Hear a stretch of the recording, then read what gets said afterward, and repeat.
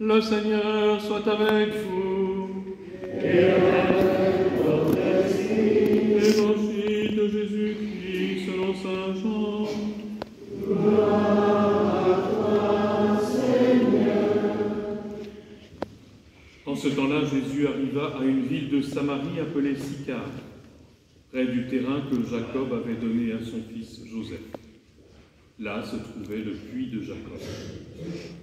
Jésus, fatigué par la route, s'était donc assis près de la source. C'était la 6e heure, environ midi. Arrive une femme de Samarie qui venait puiser de l'eau, et Jésus lui dit « Donne-moi à boire ». En effet, ses disciples étaient partis à la ville pour acheter des provisions. La Samaritaine lui dit « Comment, toi, un Juif, tu me demandes à boire, à moi, une Samaritaine ?» En effet, les Juifs ne fréquentent pas les Samaritains. Jésus lui répondit « Si tu savais le don de Dieu, et qui est celui qui te dit « Donne-moi à boire », c'est toi qui lui aurais demandé, et il t'aurait donné de l'eau vive. Elle lui dit « Seigneur, tu n'as rien pour puiser, et le puits est profond. D'où as-tu donc cette eau vive? Serais-tu donc plus grand que notre père Jacob, qui nous a donné ce puits, et qui en a bu lui-même avec ses fils et ses bêtes ?» Jésus lui répondit « Quiconque boit de cette eau aura de nouveau soif. Mais celui qui boira de l'eau que moi je lui donnerai n'aura plus jamais soif. Et l'eau que je lui donnerai deviendra en lui une source d'eau jaillissant pour la vie éternelle. » La femme lui dit « Seigneur, donne-moi de cette eau, que je n'ai plus soif, et que je n'ai plus à venir ici pour puiser. Je vois que tu es un prophète. Eh bien, nos pères ont adoré sur la montagne qui est là, et vous, les Juifs, vous dites que le lieu où il faut adorer est à Jérusalem. » Jésus lui dit, « Femme, crois-moi, l'heure vient où vous n'irez plus ni sur cette montagne ni à Jérusalem pour adorer le Père. Vous, vous adorez ce que vous ne connaissez pas, nous, nous adorons ce que nous connaissons, car le salut vient des Juifs. Mais l'heure vient, et c'est maintenant, où les vrais adorateurs adoreront le Père qui est en esprit et en vérité. Tels sont les adorateurs que recherche le Père. Dieu est esprit, et ceux qui l'adorent, c'est en esprit et vérité qu'ils doivent l'adorer. » La femme lui dit, « Je sais qu'il vient, le Messie, celui qu'on appelle Christ. Quand il viendra, c'est lui qui nous fera connaître toutes choses. » Jésus lui dit, « Je le suis, moi qui te parle. » Beaucoup de Samaritains de cette ville crurent en Jésus. Lorsqu'ils arrivèrent auprès de lui, ils l'invitèrent à demeurer chez eux. Il y demeura 2 jours. Ils furent encore beaucoup plus nombreux à croire à cause de sa parole à lui, et ils disaient à la femme, « Ce n'est plus à cause de ce que tu nous as dit que nous croyons, nous-mêmes nous l'avons entendu, et nous savons que c'est vraiment lui, le Sauveur du monde. » Acclamons la parole de Dieu. Louange à toi, Seigneur Jésus.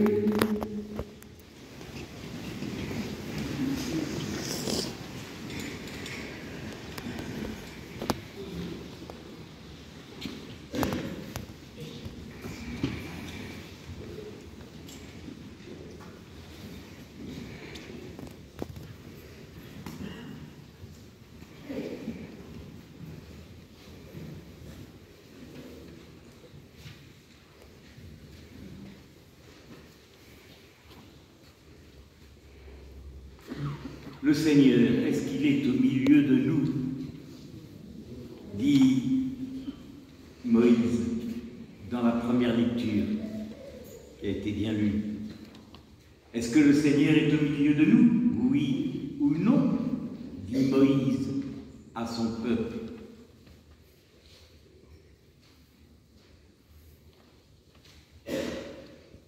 S'il y avait un bon Dieu, est-ce qu'il y aurait toutes ces maladies, ces injustices, ces guerres? Si Dieu était amoureux de ses créatures, alors pourquoi le mal? À cette question, Dieu est-il parmi vous? Ben non. Mais c'est vrai qu'il y a aussi cet étudiant qui va être baptisé dans la nuit de Pâques et qui nous dit « J'ai fait une rencontre qui donne sens et raison à mon existence. Le Jésus de l'Évangile m'a appelé à aller à une source pour lui faire confiance. Il m'a donné la foi. »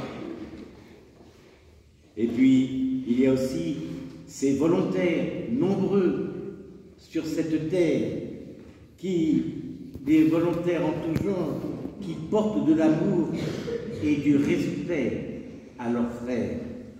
Alors, à cause de cette source, je dis oui, il est parmi nous.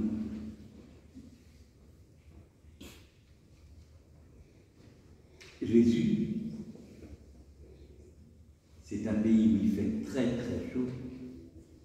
Jésus est assis au bord d'un puits. Il est fatigué. Il est fatigué de marcher sous ce soleil. Et en plus, il est midi, c'est-à-dire le zénith, là où il fait le plus chaud. Alors Jésus est assis. Il est fatigué. Je reprends, il est fatigué. Vous vous rendez compte? Dieu est fatigué. Alors, voilà que passe une femme à ses côtés. Jésus est présent. Alors, cette femme passe. Il lui dit, tu peux me donner un verre d'eau? Je suis fatigué. Et la femme, qui avait un seau, puise de l'eau et lui donne.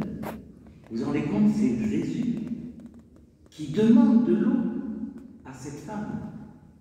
On dit toujours Jésus nous donne. Non, là Jésus demande. Il lui dit donne-moi à boire. Lui, il marche vers la Samarie. Et la femme, elle est discrète parce que c'est une Samaritaine. Et les Juifs et les Samaritains ne s'entendent pas bien. Et cette femme arrive près de Jésus, ce Juif. Oh là là, elle est discrète. C'est Jésus qui l'arrête, qui lui dit « T'as un seau là? Donne-moi à boire. » C'est la première question que je peux me poser, qu'on peut se poser, c'est est-ce que tu entends Jésus qui a soif de toi? Jésus qui te quémande, qui te dit « Passe-moi un verre d'eau. J'ai besoin de toi. » Première question, c'est important cette question. Jésus me dit, donne-moi un verre d'eau. J'ai soif d'amour. Ensuite, qu'importe. Que tu sois une Samaritaine, ça ne me dérange pas. Que tu sois un Juif, un Arabe, un Noir, un Blanc, un Jaune, ça ne me dérange pas. T'as soif. J'ai soif. On a soif. Dans ce monde où je vis, oui, les gens me disent j'ai soif, et moi je dis à des gens passe-moi un verre d'eau. Il y a une sorte de communion, de respect.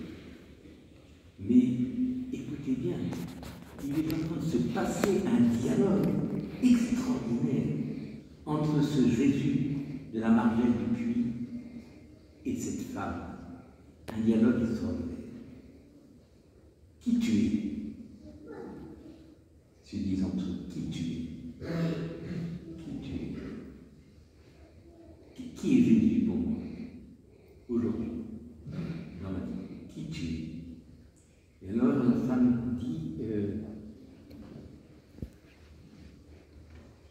il commence à rentrer avec des questions dans cette femme. Il lui pose des questions. Mais qu'est-ce que tu vis? Qu'est-ce que tu vis? Ah Seigneur, qu'est-ce que tu vis? Il me dit, Amos, Et toi, Louis, qu'est-ce que tu vis aujourd'hui? Quel est le sens de ta vie? Quelles sont les valeurs que tu as? Quelle est ta manière d'aimer ou de ne pas aimer? Qu'est-ce que tu vis? Alors Jésus pose une question à cette femme. Il aide cette femme à aller au plus profond d'elle.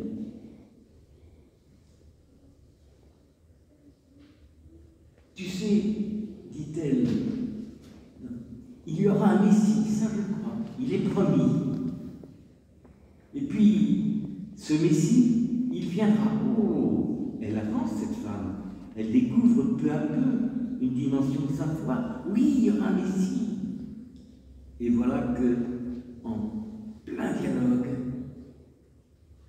Jésus lui dit, c'est moi.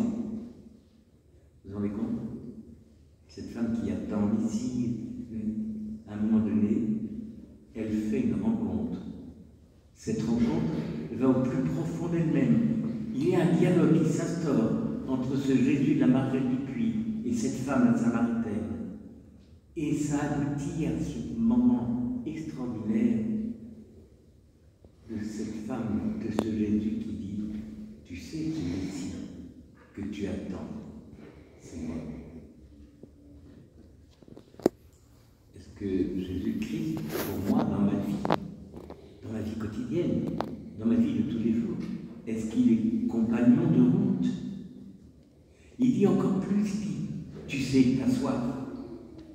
Eh bien, si tu savais que je pourrais faire jaillir en toi une source vivifiante, une source qui te rendrait vivant d'amour, de foi, de confiance, je ferais jaillir en toi une source,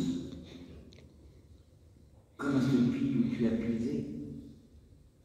Eh bien, tu es baptisé. Tu es baptisé.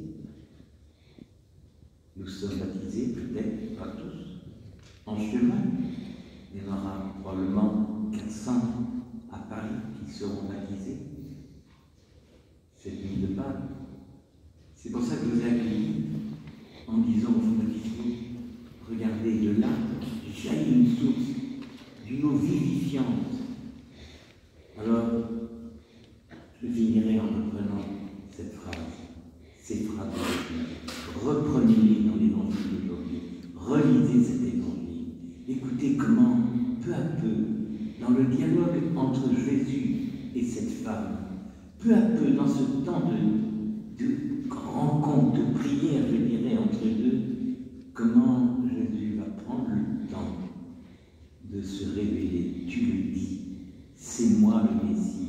Et de moi va jaillir une source vivifiante qui te fera aimer, qui te fera dire oui, le Seigneur est parmi nous. Je le cherche, je le quête, je l'accueille, je le prie, j'en vis. Frères et sœurs, que chacun, ce matin, dans cette semaine qui vient, aille à la source de lui-même, au plus profond de lui-même. Il fait la vérité en lui. Non pas que je suis quelqu'un de bien, mais la vérité. J'ose me dire des choses à la lumière de l'Évangile. J'ose confronter ma vie à la parole de Dieu. J'ose confronter ma vie à l'exigence de l'amour de Dieu pour nous, pour un vivre. Je prends mon temps, ce carême, de ranimer, ravifier cette eau jaillissante qui est la grâce de Dieu en moi, qui est la présence de l'Esprit. Je finirai en vous proposant, je ne sais pas si je l'ai pris, un chant, un refrain. Je vous le chante une fois, on va le reprendre. Merci. Je vous le chante une fois. Écoute en toi la source qui te parle